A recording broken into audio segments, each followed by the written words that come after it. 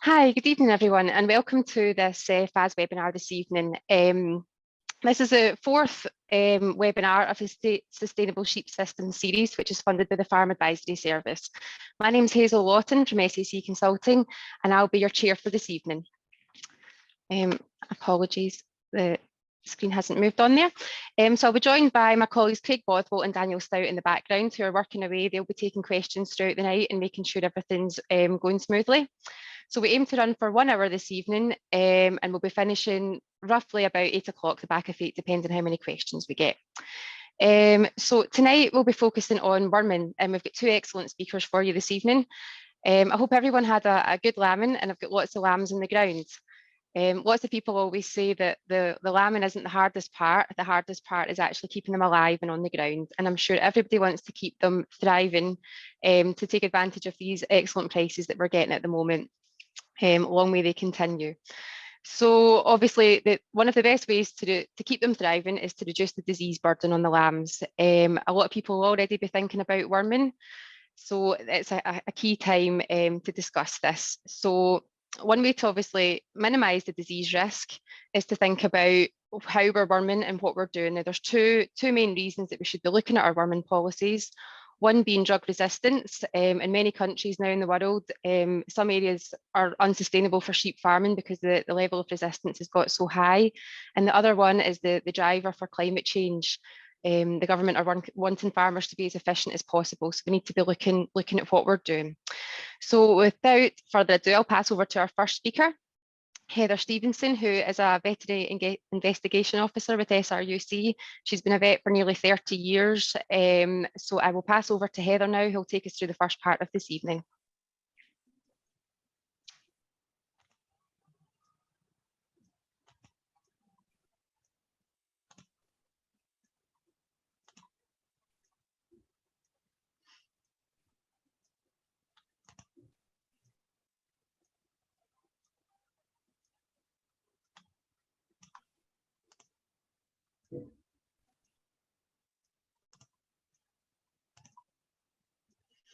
Evening, everybody. Sorry, there's always a bit of delay when you move things around on your screen so you can see everything you need to see. The whole point of strategic worming is to leave as many worms on the farm, be that inside the sheep or on the grass, unexposed to wormers as you can, with the long-term strategy being that your anthelmintics, your wormers, will still work in the long term. I'm old enough that the little that we get taught about this at vet school is now completely outdated.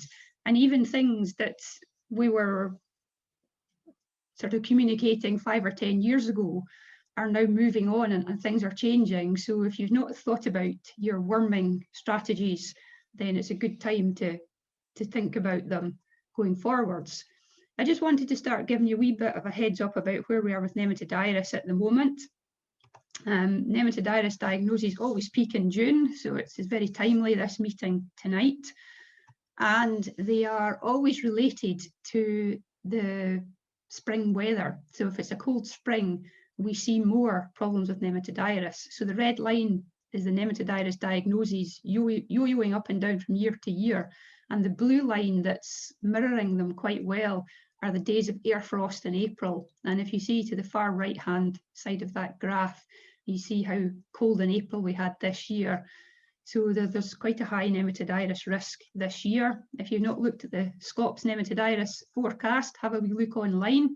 All the little coloured dots represent weather stations, and you can click on the one that's nearest to you, and the colour of the dot tells you the likely Nematodirus risk. And dots that are starting to turn red and black are the areas of the highest risk.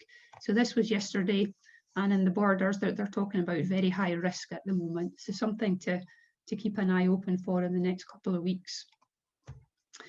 But back to the sort of main core of tonight. The worms inside the sheep pass out eggs in the feces.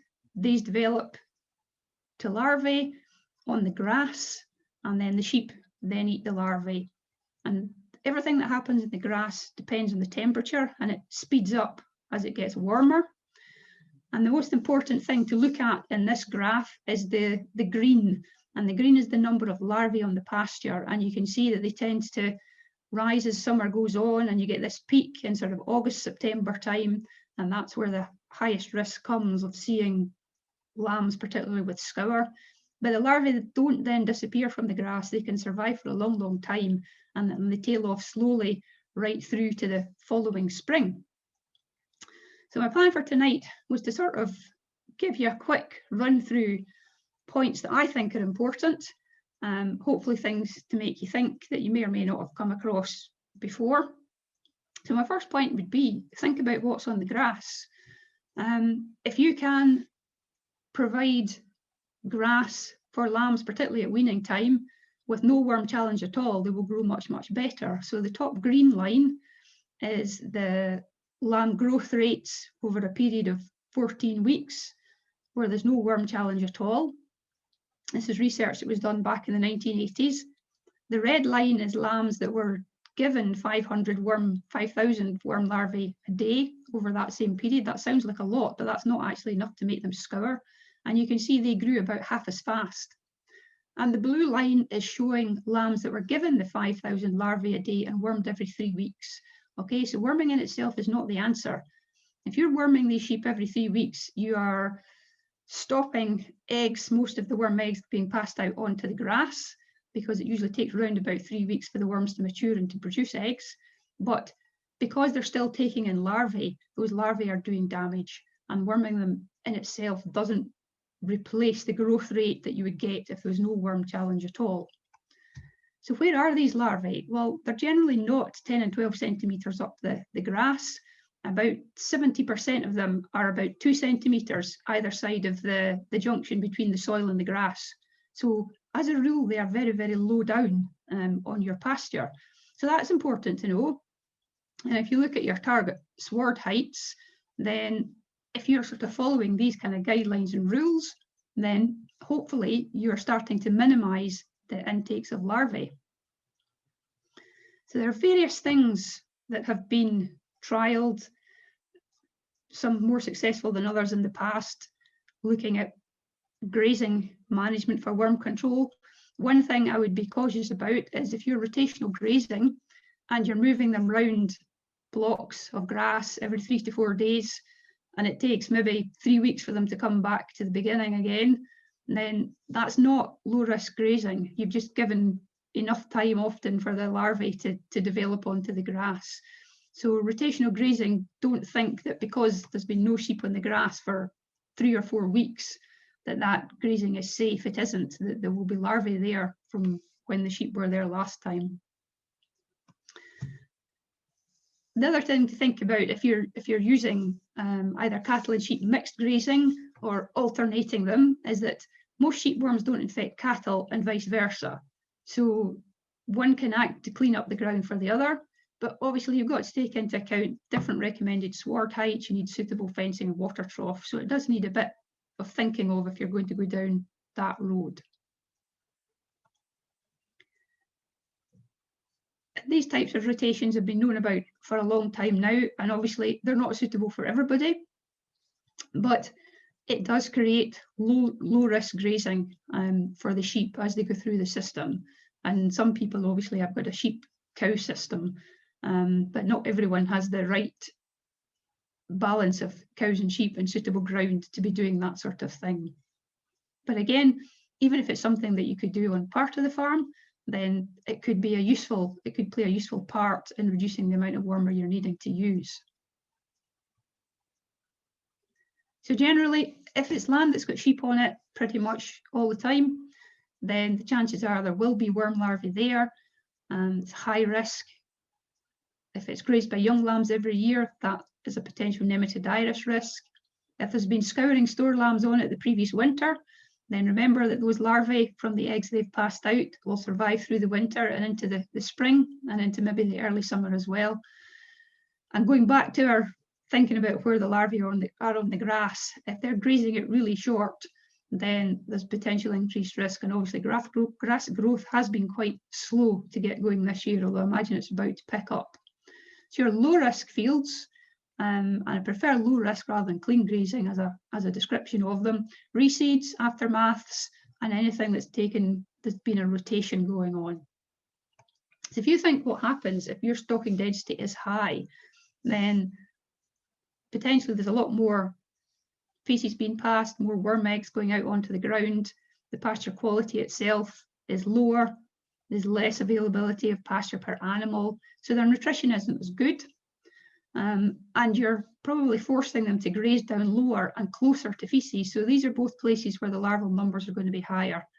So reducing stocking density is a possible tool for reducing parasite risk, but again, it might not be practical for everybody. What we were taught, obviously, is that you dose your sheep and you move them onto low-risk grazing, like that reseed in the top left of the screen there. But that's no longer recommended, because if you dose them and some of the worms inside the sheep are resistant to that wormer, then the only worm eggs that are being passed out onto that piece of ground are from resistant worms. So you can get problems that way. And if you're able to provide access to pastures with clover, then that improves nutrition and it makes them better able just to deal with worm challenge. So there's always a lot of compromise needed to try and maintain the sort of sustainability of wormers. Delaying the move to low-risk pasture, we've talked about that. Then there's always questions, when should they move? Is there a production cost? But it's just this shifting emphasis from short-term benefit to sustainable control. Other things you could do to reduce risk to lambs, if you've got a rotational system, then let them creep graze, then they get access to the top bits of the grass. The larval challenge there is going to be low. And after weaning, if you can have some nice low-risk grazing for your lambs, but actually leave the ewes where they were, because what they will do is they will eat the larvae that are there on the grass. And because by that point they should have good immune control of their worm burdens, they won't put out very many eggs. So you will overall reduce the numbers of larvae on the grass. And then obviously there's alternatives to grass, be that things like chicory. So my next thought is that a wormer that doesn't work costs money. It's not just the cost of the wormer itself, it's the effect on growth rates. Underdosing, not the best idea. The picture is just actually a dosing gun injury. You don't want to be causing damage when you're doing the dosing. There's all sorts of explanations for underdosing, but again, something to be avoided. So if you've got weigh scales, definitely be using them and make sure your gun is accurate. So there's a survey of about 600 farmers almost 10 years ago now, and about half of them said they were worried about wormer resistance, but only about 1 in 10 of them thought it was an issue on their farm. And that is possibly because that you might not actually see obvious poor performance until the wormer's only maybe about 50% effective, as it should be. Because in actual fact, every survey that's done in the UK in the last 10 years has suggested that a lot more, it's affecting productivity in a lot more than 1 in 10 farms. So if we look at the column on the left here, that's the benzimidazole, the white drenches. That's a very consistent finding that sort of 90–95% of farms will have worms that are resistant to the white drenches, and that's because they've been around so long. They've been around since the 1960s, so the worms have had plenty time to become resistant to them. But there must be a lot of wormer being used out there that isn't working the way it should, because that's information from AHDA 2021, and you can see that actually lambs, products that are being used to dose lambs, benzimidazoles, your white drenches, are accounting for over 60% of that still. So that's something that probably needs to change. And this is just the results of a wee trial, a short trial. It was only run over a couple of weeks, where 80 lambs in each group were treated with either a yellow drench, a clear drench, or an orange drench. They worked out how effective they were. So you can see in the top line that the yellow drench was only 50% effective. They measured how much the lambs grew over the next couple of weeks, and they put a value on that live weight gain. So for example, the lambs that were treated with the clear drench in the middle row, they gained 406 grams. That was worth at that time about 81 pence. And they took off the cost of the dose of the clear drench, which was 30 pence at that point, which gave a profit, if you like, of 51 pence over the 2-week period. And you can see that the yellow drench, where the wormer wasn't as effective as it should have been, it only gave a profit of 11 pence. So a wormer that's not working effectively is costing you money. So my third thought was, right, healthy mature ewes in good body condition don't need wormed. They don't need wormed pre-tupping, and they don't need wormed at lambing time either, which is a shift certainly at lambing time on advice that's been given in the recent past. So pre-tupping, a review of lots of New Zealand trials showed no benefits in about a third of the flocks. There was no change in the number of barren ewes. On average, yes, a very small number of more lambs produced, but across the board, body condition score is much more important, and having them in the right body condition score will boost your lambing percentage more than a dose of wormer. One of the reasons for lambing ewes, for worming ewes at lambing time, is to reduce the challenge to the lambs later in the season, because the theory being that eggs passed out by ewes round about lambing time, when their immune control of worms might not be as good as it is at other times of year, then develop into larvae later in the summer, and the lambs come along, eat the larvae, and they perhaps are scouring.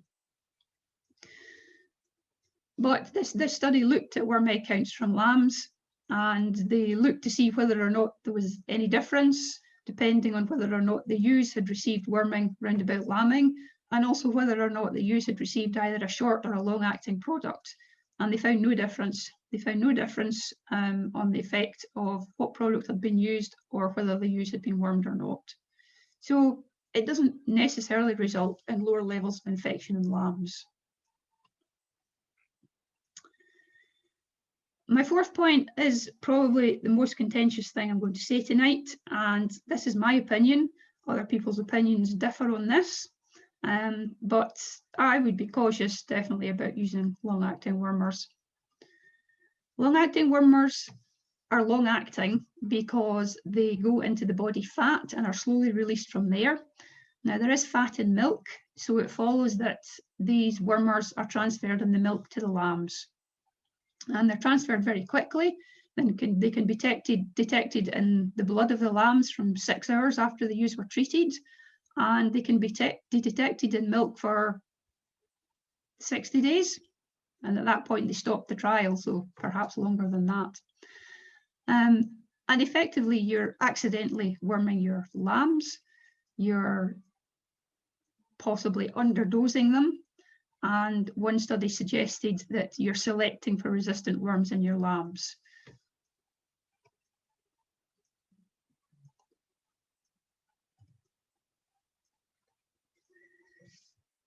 Another place where accidental worming occurs is the just-in-case treatments with injectable products, just in case there's sheep scab there.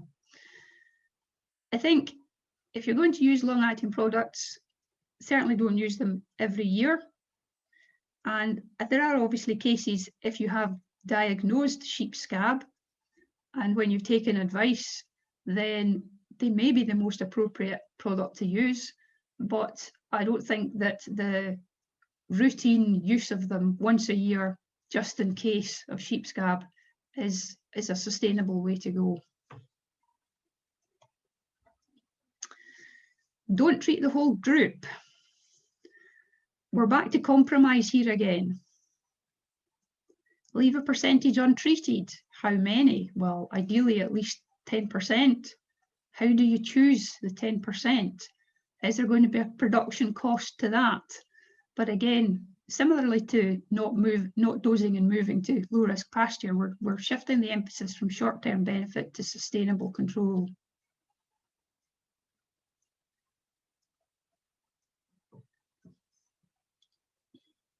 So if we're not going to treat the whole group and we're thinking about ewes, which ewes are we going to target? Well, you're really looking at ewes that probably aren't controlling their own worm burdens very well, or as well as they should. So they are probably going to be ewes that are in poorer body condition, and also your immature ewes. If you know you have an issue with homunculus worms on the farm, then you should be taking advice, because that slightly changes things. So pre-tupping, healthy adult ewes in good body condition have a very low worm burden. Their worm egg count should be low, and they don't need to be wormed. And at lambing time, then again, poor body condition is the key indicator of the ewes that are likely to shed the most eggs. It might not necessarily be the ewes that have triplet lambs. It might be that a ewe that is thin has a single lamb, and she's only carrying a single because she is thin. So pay attention to body condition, not just how many lambs they are carrying. When it comes to lambs, this is a wee bit of work that was done at Morden. The study ran over a good number of years, and what they did with the group in the top line is they just treated them all monthly, no matter what. And what they discovered was they were using ivermectin. At the end of a couple of years of the trial, the effectiveness of the ivermectin had dropped to 80%. So it's no longer working as well as it should. So that's happening in a couple of years. If they waited and didn't treat any lambs until they saw signs of scour, then there was a production penalty there. So in the bottom line, you can see that the lambs in that group, they didn't grow as well. And then they looked at what they called targeted selective treatments, and they were calculating what the maximum possible growth rates would be based on age, the weather, grass availability, and they were treating lambs if they were not achieving 2/3 of that value. So in the second row down, you can see it reduced the number of treatments per lamb. It didn't have any effect on their final weight, and the wormer was still working properly after a couple of years. The SRUC farm at Kirkton looked at that as well, the targeted selective treatments, and they looked at it versus worm egg counts. And what they found is no difference in weaning weights. And when they were looking at treating based on worm egg counts, then they wormed more. And when they were looking at worming based on growth rates, then that reduced the amount of wormer used. So the cost of wormer was less, the labour was less, the overall cost was £35 against £117 per 100 lambs. So there are different ways of targeting treatments, and depending on practicalities, some might be more suitable to your flock than others. But whatever you choose to do, it should bring your costs down. If you're going to do worm egg counts, it must be done right. There's no point in sending in a margarine tub full of mixed feces some from ewes, some from lambs. You have to be sampling animals of the same age from the same management group. You need to get individual samples. They can be pooled, but you want to be sampling about 10 animals so you can get anywhere close to the true average.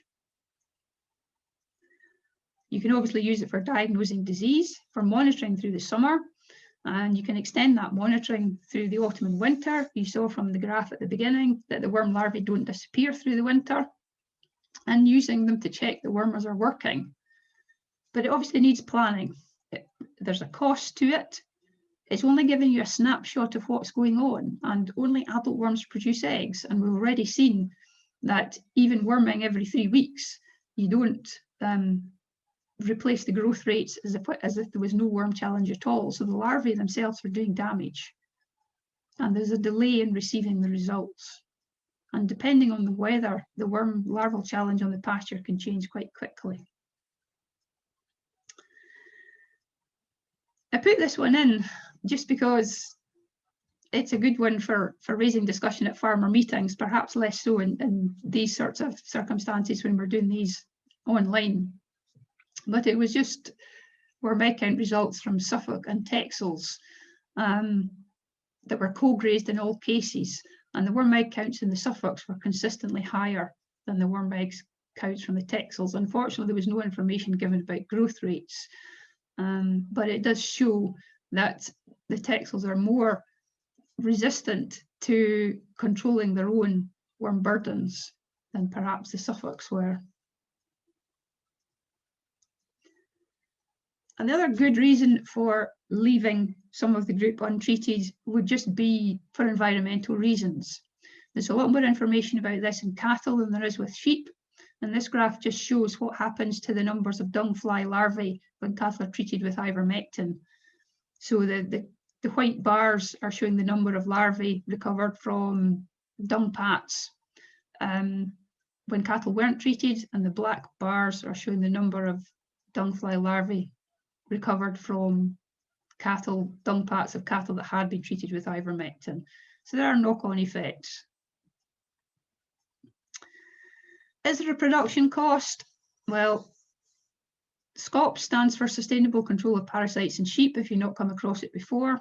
If you're interested in this subject, have a look at their website. And this was a research that ran on 16 farms. 8 of them were sort of using sustainable control methods, and they're shown in blue. The other 8 were just doing what they'd always done.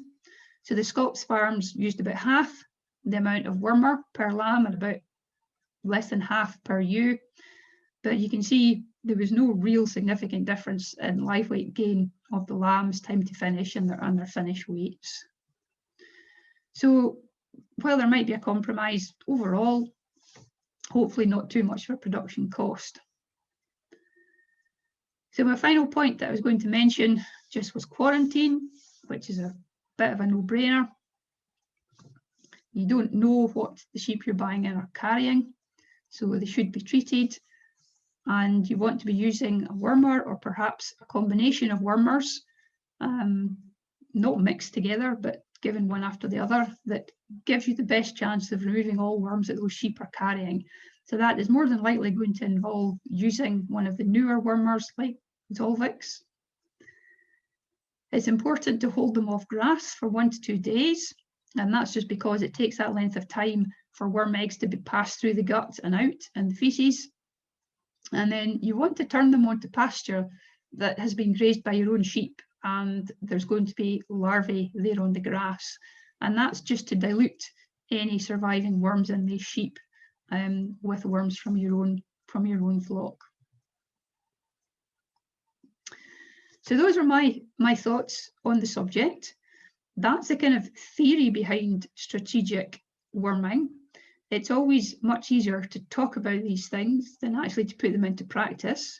And it's obviously easier as well for people to do research trials than it is to put these things into place in the real world and dealing with your own production systems. So we're very lucky that we've got Jim here this evening, and he's going to go through what he's doing in his own flock and the pitfalls he's found, and the pros and cons of putting some of these practices into place. Thank you very much for listening. Thanks, Heather. And before you disappear, actually, there's a few questions just came in that I think we'll maybe just fire over to you just now, if that's okay. There's one came in. You were speaking about long-acting wormers, about the risks of using those. What about a combined drench? So what if at this time of year, people are thinking about dosing worms, but they've got a combination drench and they just think, oh, we'll just dose them for fluke as well. What's your advice on that? I think a lot of the times of the year, combination drenches aren't the way to go, because often you're wasting one of the products in the drench. Certainly from the fluke point of view, you've got to check what chemical is in it, because you wouldn't want to be using triclobendazole, for example, at this time of year. There are circumstances where they are justified, and they might be justified. For example, if you were wanting to treat, say, store lambs in the, say, October, November time, so they might be experiencing a high worm challenge from the grass, and you're wanting to treat them for liver fluke at that time of year, then a combination product in that instance is justified, but in an awful lot of other circumstances it isn't. This is a, yeah, so it goes back to looking at the dung samples again as well. And there is actually a quarantine sort of fluke decision treatment tool as well on the FAS website that can help you with what type of products are needed at what time of year. One more question, or sorry, a couple more questions. How widespread are barber's poleworm in the UK? Have they been detected in Scotland at all? They have been detected in Scotland, and they're probably present on quite a large number of farms, but they're maybe just there at a very, very low level. We do in Scotland diagnose actual clinical disease caused by them. They're Homunculus contortus, their other name is the barber's poleworm, and they suck blood, so they don't present with scour, and they present with anemia or sudden deaths. Certainly in the south of England, they can be very challenging. I think we're quite fortunate at the moment that we don't have big issues with them, and it would certainly be a good reason for quarantine dosing sheep that are coming in. Just to keep control there. And final question before we move on, does co-grazing cattle and sheep in the same field reduce the worm burden for either species? Yes, it should, because you don't get the crossover of the sheep worms. There are one or two worms that can cross species, but the majority of the important ones don't. There's a bit of suggestion that perhaps the cattle hoovering up the sheep worms isn't a good idea, but I think there's not enough evidence on that yet to say that it's not a good thing to do. Perfect, thank you. And I did actually forget to say at the start to everyone on, we do have a Q&A section down the bottom on your control panel, so if you do have any more questions, keep them coming at us and we'll do questions at the end again. But no, thanks Heather, that was really good. And as Heather sort of said, we'll now move on to the farmer side of it, and we'll hear from well-known Jim Logan, who runs a mixed farming enterprise in the Scottish borders at Pirntaton Farm. So he'll give us an insight of what he does in farm, and we'll see if he agrees with all Heather's points. I'll pass over to you, Jim. Thank you. Okay, yeah. Good evening, everybody. Just first meeting for a little while, so might be a little bit rusty. Yeah, so just bear with us with this going. Yeah, Pirntaton's in the Scottish borders, kind of halfway between Edinburgh and Galashiels. The farm's about 630 hectares with about 520 hectares effective farmland. We go from about 750 feet up to 1700 feet, so quite a difference top to bottom. And also you'd imagine that kind of area and height difference, there's quite a lot of different soils in the place as well. So 2 or 3 different systems on the go. That's a GPS map of the place. The kind of last 7 or 8 years we've subdivided most of the farm. I think we've gone from 37 land parcels to 127.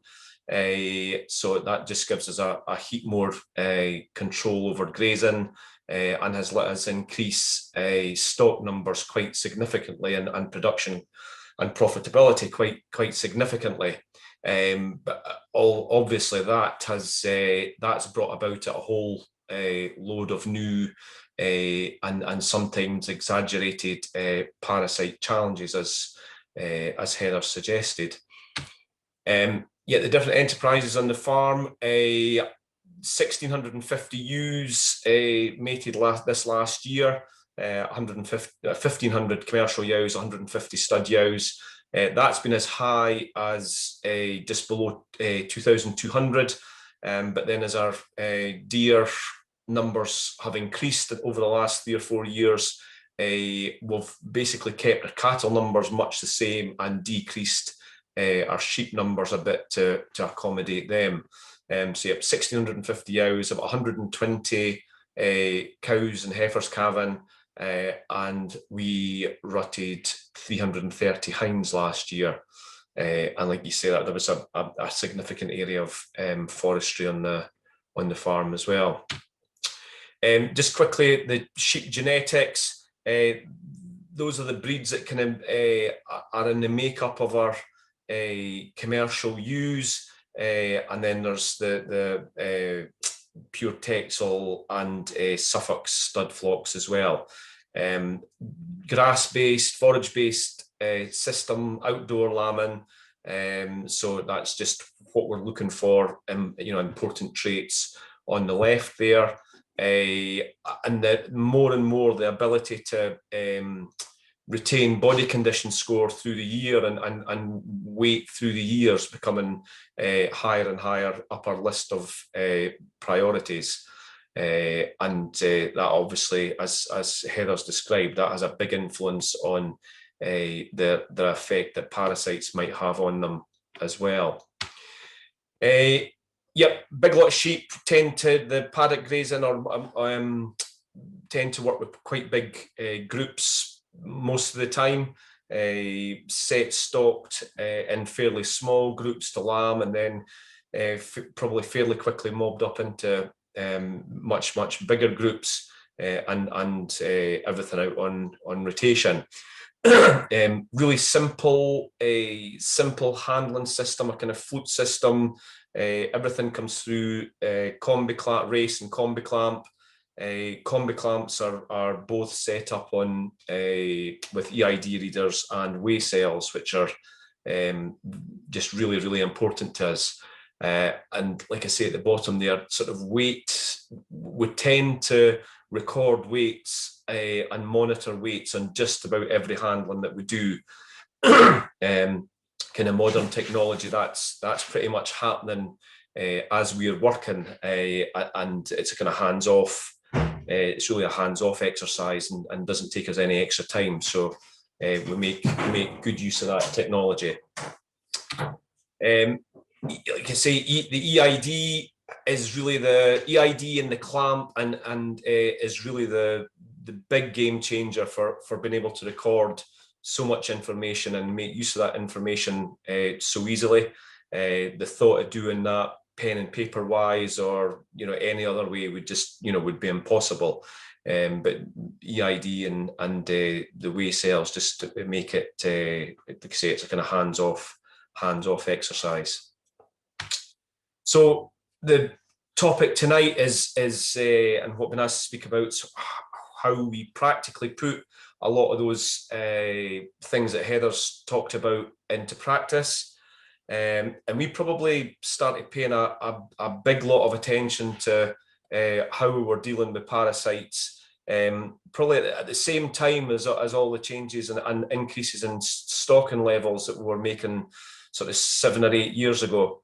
At that time, we were really lucky. There's a few of you'll know we hosted the first round, one of the first round of the QMS grazing groups, and through that we were given access to some really good advisors and folk that have there's some of those guys that we're still in contact with regularly and making a lot of good use of. This is probably the one chap that opened our minds more than any of the rest to how we went about the parasite challenge on the farm was Trevor Cook from New Zealand, a Kiwi vet stroke farm advisor, and he really opened our minds to what we should, things that he thought, mistakes that they'd made in New Zealand, things that they'd put in practice now. And suggested that we thought hard about what he was suggesting. So after listening to Heather, I'm quite glad that my list of what we do sort of ticked a lot of hard boxes. It could have been quite embarrassing if we hadn't been doing any of it. But yeah, first of all, for the last 7 or 8 years, we've completely cut out routine drenching or blanket routine drenching of adult stock, and that's cattle and sheep. Sort of what Heather's saying about fit, mature ewes and cows that are in good body condition, their ability to manage their own parasite challenges is very high, and product going into them is an absolute waste. And a great opportunity, it's a great opportunity to cut that product out, and so limiting or reducing the chance of developing drench resistance. I think what we've also grown to learn is how good these mature animals are as actual worm mops. they'll just, as Heather's described again, you know, these mature animals are perfectly capable of ingesting these larvae and basically killing them off. So I know we've watched and seen adverts from drench companies with pictures of ewes and ewes pushing a hoover around, a cartoon ewe pushing a hoover around a field, when in actual fact, if they've got enough condition in their backs, you know, they're going to do that anyway.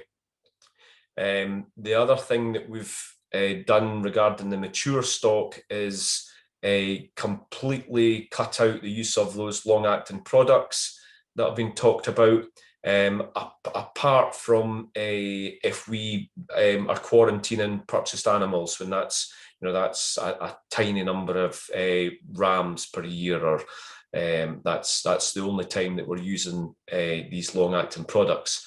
I think that was something that Trevor pushed hard, and then the study that Heather referred to there with the sort of subclinical worming of your lambs, I remember reading in SAC Sheep and Beef Notes a number of years ago, and that absolutely, you know, concreted that thought in my head that, God, you know, this, if there's ever a way of selecting for resistance, that, you know, that must be it. So yeah, that's been completely cut out. Yep, so the cattle and fit ewes been used as worm mops. Like I said, we've a reasonable number of cattle, but not enough to work a proper clean grazing system. We can work a clean grazing system for our yearling cattle, because we've obviously so much ground that's heavily grazed with sheep in the previous year. But the other way around, our cattle we certainly used to help manage parasite levels on sheep pastures, but in no way are there enough of them to give us proper clean grazing. The other thing, which Heather didn't mention, but is our kind of weaning protocol, and that's the sort of finding out that the output of eggs and you know, the resultant larvae from our lambs really peaks post weaning. So I think in beef, in cattle and in sheep, you know, the level of nutrition they're on in their mother and their mother's milk has a level, helps suppress worm levels to a certain degree. And once combined, you know, take that away, and then the stress of weaning, the worm outputs of those newly weaned lambs is probably the highest from any of the stock classes at, you know, at any point of the year. So we make sure and have those lambs. So we follow the Heather's advice about, you know, lambs are drenched and put back onto pastures that we know they're going to get reinfected for a day or 2 or 2 or 3 days. And then we make sure they're going on to ground that we know we can target, if not before the following year, we'll know that there'll be ground that we're going to go back and take a cut of silage off. We know it's ground that we're going to be grazing cattle on the following year, perhaps. So anywhere where we know we can probably put a huge amount of the worm eggs for the year on a certain number of fields, and then knowing that they are fields that we'll be able to you know, target with the mops, I suppose, or the mopping techniques the next year. Mature ewes would be again, you know, fit mature ewes through mating time, going back over mating time and early winter, going back over those fields would start that process. We've also used, I suppose, our own version of the targeted selective treatments for about the last four or 5 years. Again, that's something Trevor encouraged us to do, and he continually talked about you know, leaving them a minimum of 5 to 10% of any stock, any group that we're drenching, to leave a minimum of 5 or 10% undrenched. And I think he didn't pretend to know that that was the magic number, because I don't think that there necessarily is a magic number, or anybody knows the magic number, but he saw that as a realistic target to try and achieve as a bare minimum. And you know, if we're drenching big single lambs or twin lambs that have been running on really good grass and mature ewes, you know, we quite often believe in 30, 40, 50, 60% of lambs undrenched. That's sort of, we've able to do that reasonably accurately, or reasonably informed which ones believe, because of our system with the clamp and the weigh cells. So the tags, when the lambs come onto the clamp, we immediately get a weight gain per day since the previous time it's been over the scales. And we use that, you know, some of these big groups, we maybe drench almost all of the first 30 or 40 lambs and get a feel for what that group's actually doing, and then just make a call on, you know, if pick a weight gain that we think is going to leave us a reasonable percentage. And like I say, if they're coming over and they're all absolutely flying, you know, they're really good looking lambs doing 300 grams a day, 350 grams a day, then we might be drenching very, very few of them.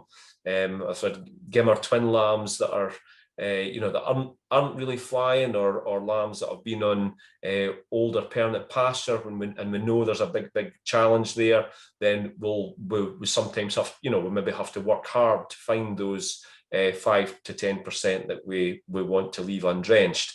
Fairly simple system. We're doing that, and just have a shearing clicker hanging next to, or in my pocket next on the clamp, and just click away until we see that we're, you know, get a feel for how many we're leaving as we go through.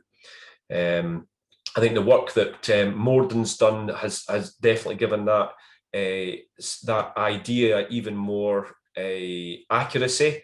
You know, and that's something that I think we've probably got the hardware to be able to incorporate that further down the line.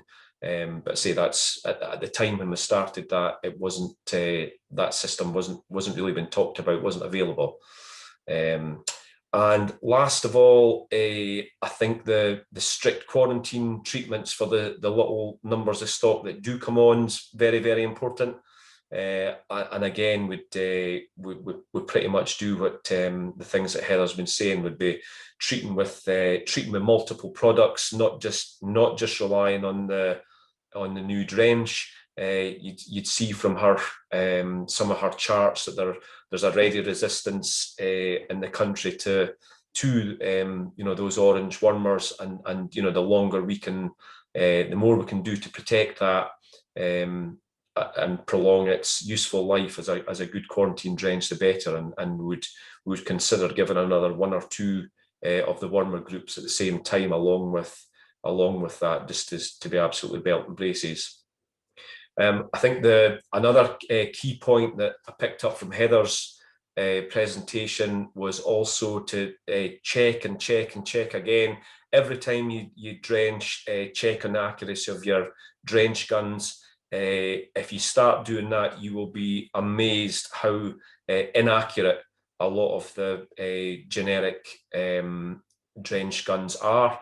Usually at one end or other of the range. So some of the bigger guns, if you're given a fairly small dose, can be miles out, and likewise at the very top end of a big drench, that they can be, you know, a long way out as well. So it's worth checking, and we'll have a big syringe or a big measuring thingy sits next to the clamp all the time, and that's just done every time we go to drench.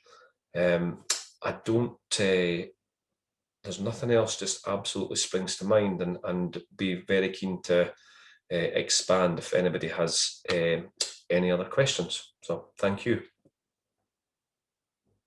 That's great, thanks, Jim. And yes, we do have some questions for you.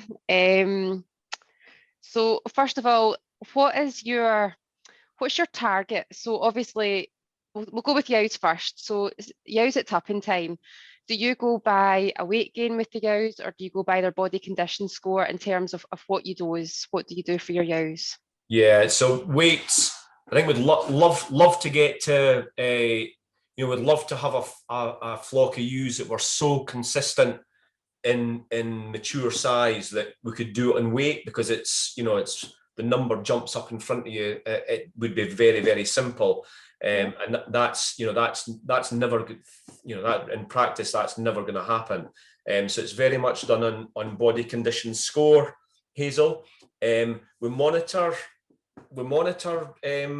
those weights and condition scores in the lead up to tupping. It's probably one of the two most important times in the ewe production cycle. So ewe weights and how they're performing in the lead up to tupping and the lead up to lambing time are two really, really key times in the sheep calendar. And that I suppose coincides with traditionally where people would be worming. So we would really from weaning time, we have ewes of different body condition scores in different groups, and would be managing them on a different grazing rotation, depending whether they needed to put weight on or stay the same. And some of the very fattest ewes, we actually think those ewes could actually do with losing a bit of weight. Yeah. So we'd be working a leader follower system with those. We then watch really carefully for ewes that were given better treatment to and aren't responding in the way that we would like, and they would be the first ewes that we would intervene with a drench. And if we drench and they still aren't responding the way we like, then they're culled before mating time. So it's very much done in condition rather than weight, because the weight's just too variable. Okay. So then moving on to the lambs, what's your sort of target live weight gain? What point would they need to drop to before you're thinking about giving them a wormer?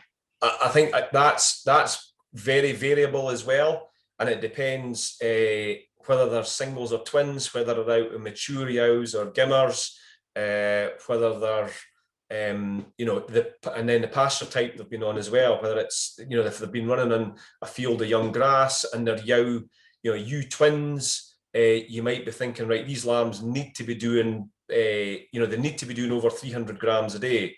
If they were gimmer twins, you'd maybe say, well, as long as they're doing over 280 grams a day. If they were singles, you'd maybe add on another 50 or 60 grams to those, but it's not an exact. And I think even the more than the happy, their happy system takes in all those variables and will give you a different answer depending what all those variables are. So there's absolutely no way there's no specific number. There is no. I can't sit here and say, but I'm just giving examples that how different they can be. You could be 100 grams different, and you making different. Making a different decision depending. I quite often say to people, look at the lambs that you think are performing really well. Look at the lambs that you think aren't, and meet somewhere in the middle. I don't know, Heather, if you get anything to add to that, would you be brave enough to put a figure on it?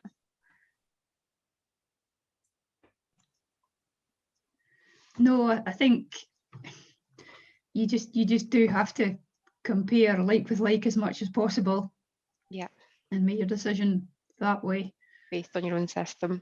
Yeah. No, perfect. I think what we do, Hazel, is we do have the numbers we're working with. We do tend to have they are grazed in contemporary groups. So there's mature ewes with twins, there's gimmers with twins, there's mature ewes with so we're actually there's groups of lambs coming through that should be rough, are all having the same opportunity, which makes that easier. Now that's not easy for everybody to manage their sheep that way, maybe with smaller numbers or a different system, but that certainly gives us quite a clear picture about what each group should be doing. Yeah, no problem, thank you. And this is maybe one for both of you. We'll go to Heather first with this one. So we've had a question, when should you treat your sheep? So obviously historically, you know, the calendar dates that they would come up and you would say, right, it's time to dose the sheep. So when should you treat sheep? What are you looking for? Is it the dirty bum? Is it the drop in wane gate? Is it looking at the, you know, the forecast, the weather conditions to see if it's risky? What's the first sign that people should be thinking about for when to dose? I think the work from More Done showed that if you were relying on waiting to see signs of scour, then there's already damage being done and their growth rates are going to be not as good as they should. But I think also you've got to have a think about what the likely level of challenge on the grass is. So what has grazed there beforehand, I think, is really important, and when, what age of animals, did they have any clinical signs as well. Nematode iris, like we kicked off with tonight, you can probably predict reasonably well based on forecasting. And we know, of course, that worm challenge does tend to peak towards the end of summer and into autumn. So certainly people often forget that the worm challenge continues into the autumn and winter. And those are good months to be monitoring worm egg counts for your hogs, be it store animals or replacements, just because you're not going to get the rapid changes that you might get in the summer. The worm larvae develop inside the feces, and if it's very, very dry, they get trapped in there. So if you go from a dry spell and you get a real soaking, then the larvae can all be released and your worm challenge can go up really quickly. So things like that you can also look out for and be aware of. Okay, thank you. Jim, have you got anything to add to that? What would be your, obviously you're handling your sheep a lot, so is it probably weight gain? Weight gain for you? Yeah, I'd say we've gone back to worming more regularly. You know, for a while we relied on egg counts as being the trigger, and that was too often. That was the results from that were disappointing me, or the outcomes, the sheep outcomes from that were disappointing me. So the shift to doing it in performance has probably led us to drench slightly more regularly.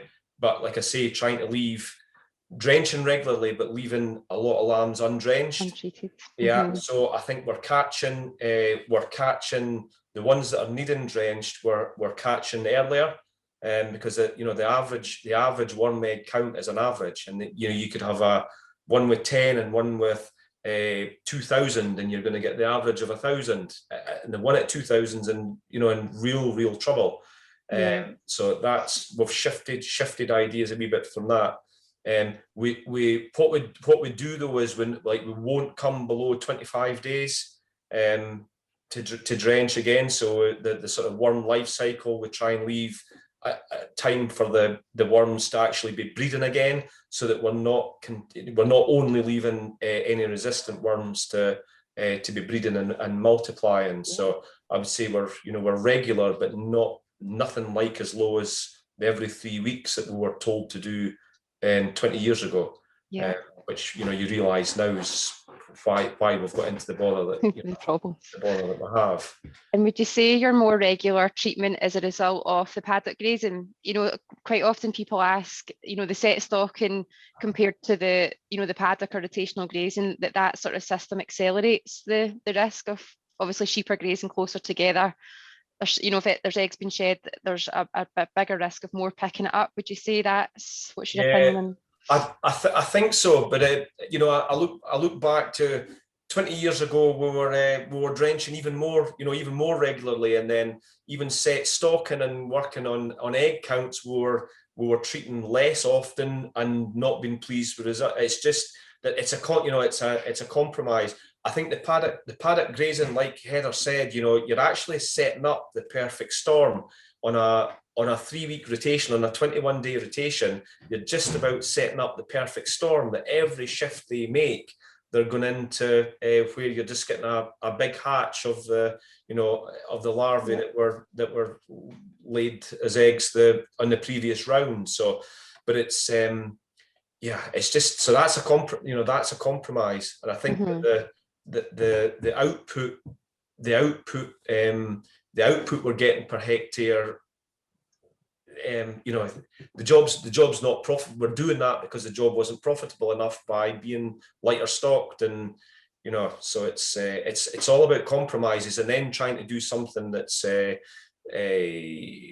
trying to right those wrongs, if you know what I mean, at other times of the year, trying to go in and get those, you know, get those pastures cleaned back up. And I think keeping lambs performing as well as you can and getting them off farm, because dead lambs are pretty good at not contaminating pasture. You know, once they're hung up by the heels, their contaminating days are off, you know, are gone. So getting those lambs finished quickly is key as well. So perfect.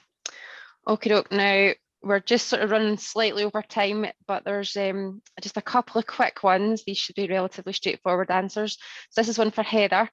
If someone gets a really high egg count in lambs and then worm them, how long should they wait before they retest them or assess for worming again? It depends which product you use. If you're using a yellow drench, then you want to do your post-dose and worm egg counts a week later. And with your other products, you're looking at collecting samples 2 weeks later. Okay, thank you. And on the note of coloured drenches, Jim, this is one for you. What drenches do you use for the spring? And then do you change that group throughout the rest of the year, or do you try and mix that up? What's your process with worming groups? Yeah, well, we know of resistance to, like you know, like we've seen for white drenches, like just about everybody else. It's not awful, so we do still make some use of them, especially early on in the season, where you know nematodirus is likely to be maybe the bigger challenge. Yeah, we just we try and mix it up a bit. We're quite, depending how many lambs have left, we might also incorporate a knockout drench sometime fairly soon post weaning. It's just, but you know, that's quite a big, you know, it can run into quite a big cost, and but that's doing something to act as a kind of knockout drench is pretty useful too. But we're lucky, we're still our products are all still of use, and our yellows and clears are still very good. So yeah, we just try and work away using them all at some point in time. Perfect, thank you. Okay, we'll just end the questions there, but one last one. Heather had her interesting slide of the Suffolks versus the Texels. Out your different breeds, Jim, do you see a difference with either? Could you pick out a better breed or a worse breed out of what you've got? Yeah, I think even within the Suffolks, I think what we've noticed a big change, and I'm not going to say it's on as detailed analysis as worm egg counts, but on performance and staying clean and stuff. When we've put the New Zealand Suffolk in, they're very different. They seem to have a very different digestive system to traditional UK Suffolks. That's I think that, and I think generally most people find that. So I'm not sure if Suffolks are all, I'm not sure if the Suffolks are all the same. I think everybody would probably agree that like Texels do seem to be, you know, far more robust on the common breeds. You know, the Texels definitely do seem to be more robust. Yeah. Perfect, thank you. And am I right in saying, Heather, as well, on that note, there will be EVVs in the future for worm egg counts? There'll be a lot more work done in that area going forward, won't there? There are EBVs available in some breeds now. Perfect. Nope, that's great. Thank you very much. I'd just like to thank you both just now for both your talks. There was a lot of information in that hour, and I'm sure everybody will have taken something out of that. That was really good. So thanks everyone for joining on this sunny evening. I had to shut the curtain while Jim was speaking, the sun was blinding me. So there's a feedback form will be sent around everybody just shortly after the webinar. I'd be very grateful if you could complete it for us. These help us arrange the events for the future. Anybody that does complete the survey will be entered into a £50 voucher draw for either Damn Delicious or Battlefield Bakery. I was actually at Damn Delicious today doing some work with Michael, and he had some lovely meat in the counter, especially for the bank holiday weekend. He had some great stuff for the barbecue. So there's an incentive to complete the feedback and be entered. So no, thank you very much for joining. All of the presentations and the recording will be available on the FAS website. So it's in the sheep section, and there is a page for the Sustainable Sheep Systems series. The next webinar will be held on Wednesday, the 21st of July, and we'll be looking at lamb market opportunities this time with AHDB. So thanks everyone for joining, and good night. Thank you.